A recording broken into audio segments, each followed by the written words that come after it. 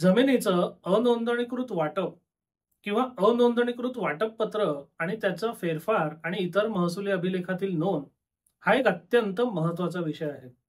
आणि हा विषय किंवा या विषयासंदर्भात कायदेशीर तरतूद स्पष्ट करणारा एक अत्यंत महत्त्वाचा निकाल मुंबई उच्च न्यायालयाने या आधीच दिलेला आहे. ह्या निकालाची आपण अत्यंत थोडक्यात आणि महत्त्वाची माहिती या व्हिडिओत बघणार आहोत. या प्रकरणात झालं काय होतं, तर एका कुटुंबाची एकत्रित मालकीची मालमत्ता किंवा शेतजमीन होती. त्यांनी आपसात ठरवलं की या शेतजमिनीचं वाटप करूया. त्या अनुषंगाने 100 रुपयाच्या स्टॅम्प पेपरवर अनोंदणीकृत वाटप पत्र केलं आणि त्या वाटप पत्राची नोंद करण्याकरता संबंधित जे महसुली अधिकारी असतात त्यांच्याकडे अर्ज केला. त्या अर्जानुसार एक फेरफार नोंद टाकण्यात आली आणि या जमिनीशी ज्याचा काहीही किंवा दुरान्वयही संबंध नाहीये अशा एका भलत्याच व्यक्तीने त्या फेरफार नोंदीला आव्हान केलं. त्या आव्हानामध्ये ती फेरफार नोंद नाकारण्यात आली आणि अपिलावर अपील करत करत हे प्रकरण सरतेशेवटी मुंबई उच्च न्यायालयामध्ये पोहोचलं. मुंबई उच्च न्यायालय आपल्या निकालात काय म्हणतं ते आपण थोडक्यात बघूया. Firstly, respondent number 4 who has nothing to do with the property mentioned in the 712 extract claims a right to be heard before carrying out mutation entries with regard to the partition and allotment of portion of the land within the family members of that undivided Hindu family. म्हणजे त्या कुटुंबाच्या मालमत्तेच्या जमिनीचं त्यांनी जे वाटप केलं आणि त्याची जी फेरफार नोंद घालण्यात आली, या सगळ्याशी काहीही संबंध नसलेल्या एका त्रयस्थ व्यक्तीने याला हरकत घेतली. Secondly, respondent number 2 additional collector bid has set aside the mutation entry in opposition to the law laid down by this court. म्हणजे या सगळ्या प्रकरणामध्ये या न्यायालयाने दिलेला निकाल आणि त्या अनुषंगाने प्रस्थापित केलेला कायदा याच्याकडे दुर्लक्ष करून बीडचा जो ऍडिशनल कलेक्टर आहे त्यांनी सुद्धा या फेरफाराच्या विरोधात निकाल दिला. There is no dispute that respondent number 4 is not in any way related to the petitioner and has no concern of any nature whatsoever with the land. म्हणजे हा जो हरकत घेणारा माणूस आहे त्याचा त्या कुटुंबाशी किंवा त्या मालमत्तेशी काहीही संबंध नाही, हे अतिशय स्पष्ट आहे. The petitioner contended that the land at issue was undivided and later on divided amongst themselves and was thus partitioned. The partition deed was reduced into writing on a ₹100 non-judicial stamp paper. Based on the said partition deed, which is admittedly not registered, the parties moved for seeking a mutation entry in terms of such allotment of shares amongst the family members. म्हणजे या कुटुंबाने मगाशी म्हटल्याप्रमाणे अनोंदणीकृत वाटप पत्र केलं आणि त्याची महसुली अभिलेखात नोंद करण्याकरता कारवाई सुरू केली. Respondent number 4 has objected in the matter and moved the higher authority on the ground that the partition deed was not registered and hence it has no probative value. आता या भलत्याच हरकतदारांनी काय मुद्दा काढला, तर यांनी आपसामध्ये जे वाटप केलेलं आहे ते नोंदणीकृत नाही, त्यामुळे ते कायद्याला धरून नाही आणि त्यामुळे त्याची महसुली अभिलेखात नोंद घेता येणार नाही. On a grievance raised by respondent number 4, the additional collector by order apparently lost sight of the fact that respondent number 4 had no locus to question the mutation entry when all shareholders of the land at issue were before the revenue authority and there was no dispute inter se.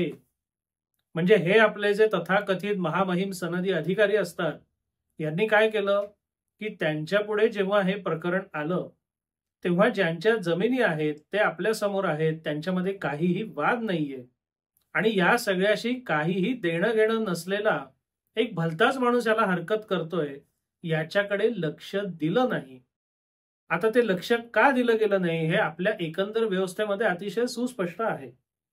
It is clear that the property received by the co-parsoner in partition of a joint Hindu family property is not a transfer and therefore registration of a transfer deed is not necessary.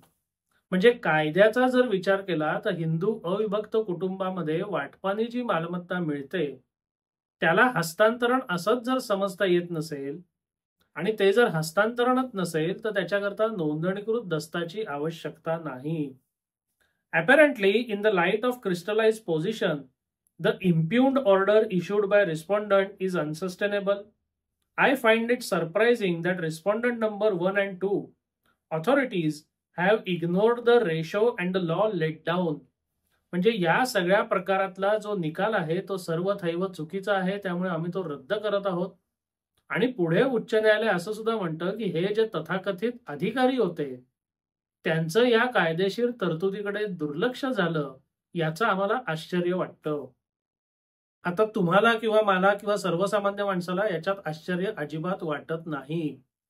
कारण महसूल आणि revenue खात्याचं काम कसं चालतं, कसे आदेश निघतात हे सर्व श्रुत आहे.